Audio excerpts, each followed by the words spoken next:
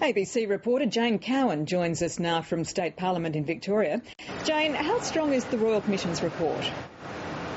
Well, Deborah, the Commissioners haven't called for the stay or go policy to be completely scrapped. So on that front, not as strong as it might have been. That's what the Commissioners' lawyers were pushing for.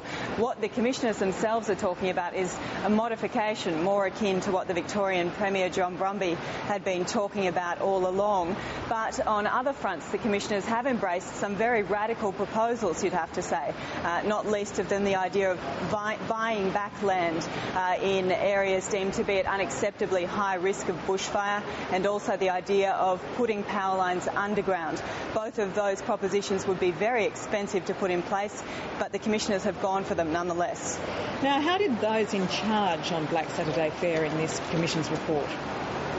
Well, both the fire chiefs, Russell Rees, the head of the Country Fire Authority, and his counterpart in Victoria's Forest Fire Service, Ewan Waller, have been roundly criticised for their roles on the day.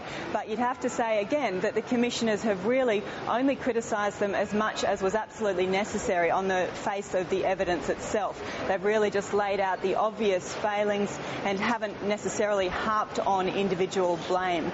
For the former police chief, Christine Nixon, it's a mixed result. She has been solidly criticised for taking a hands-off approach on the day, but on the potentially more damaging question of whether or not she tried to deliberately mislead the Commissioners when she came to give evidence about her whereabouts on the day, she's been exonerated. And Jane, hundreds of people have signed up for a class action because of the fires that were started by the power lines. So what will this report mean for them? Well, the Commissioners have stated as fact in their report, Deborah, that 5 of the 11 most serious fires on Black Saturday were caused by power lines. So that will be welcome news for those involved in the class actions.